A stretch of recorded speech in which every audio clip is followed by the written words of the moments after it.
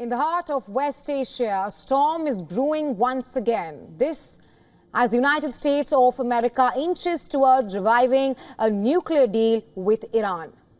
Latest reports now claim that the US intelligence believes that Israel could make preparations to carry out an attack on Iran in as little as 7 hours. Yes, that's the window given by Israel. Or shall we say, that's the notice given by Netanyahu. No build-up, no countdown, just a swift attack. However, the US intelligence officials doubt the efficacy of a unilateral strike by Israel. Before we tell you why, listen in to what the US President Donald Trump had to say. Well, I'd like to be honest. Yes, I did. Next question, please. Just last on sanctions. I did, yeah. If Senate Republicans want to push It's not a warning. I said I don't think it's appropriate. What exactly did you tell him? I just said I don't think it's appropriate. We're having very good discussions with him, and I said I don't think it's appropriate right now.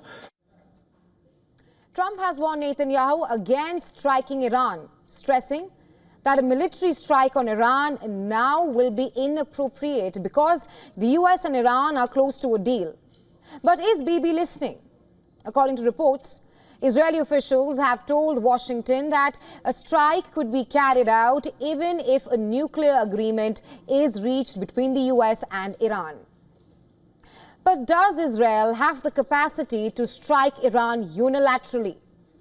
US military officials are skeptical about how effective an Israeli strike conducted without any kind of American support would be.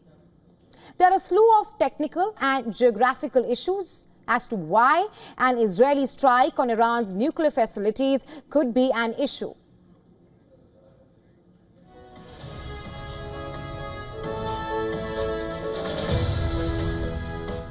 Firstly, Iran's nuclear weapons infrastructure is underground and heavily fortified. Hence, an effective attack by Israel will require US assistance for both mid-air refueling and munitions.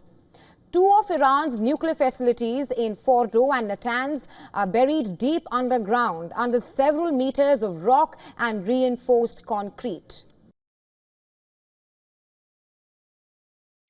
The second reason is Israel's air power. Iran is 1,000 kilometers away from Israel. Even if Israel plans to launch a military operation against Iran, it will need to use its fighter jets that will need refueling in the air. Even though Israel has a powerful weapon arsenal, like I mentioned, Iran has hidden its nukes deep inside the mountains. Perhaps the only weapon capable of hitting them are in America's arsenal. Israel will need something like the GBU-43B. It is a massive ordnance air blast bomb, also known as the mother of all bombs. This is the United States of America's biggest non-nuclear weapon. It unleashes 11 tons of explosives and is designed to target areas like caves and tunnels. The Moab unleashes a destructing fireball that incinerates anything within a range of 30 feet after it detonates first. And Israel's closest equivalent to this is its bunker buster bombs. But experts say that the damage would likely be limited. So, now what about Iran? The IRGC commander says Iran is ready for all scenarios. Speaking at an event, Major General Hossein Salami said Iran is ready for all scenarios, asserting that our fingers are on the trigger. Despite decades of international sanctions and economic isolation, Iran has developed formidable military capabilities. It is ranked 16th out of 145 countries in global military strength. So when we compare the defense capabilities of both the countries, Iran has a total population of 87,590,000, while Israel's population is 9 million. The number of active personnel in Iran is at 610,000, while Israel is at 170,000.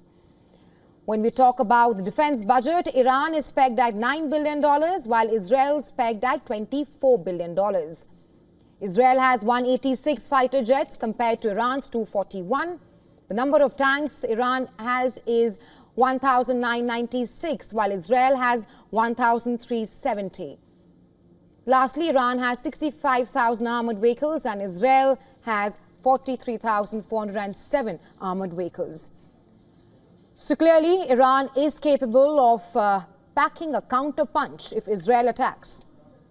The last time tensions escalated between Iran and Israel was in October 2024. Back then, the US had supplied THAAD and Israeli Arrow systems to stop the Houthi missiles.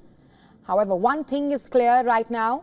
While Israel is adamant on striking Iran unilaterally, Tel Aviv seems to lack the full spectrum of capabilities for a decisive unilateral strike. That seems to rather make its pronouncements sound more like threats than a plan.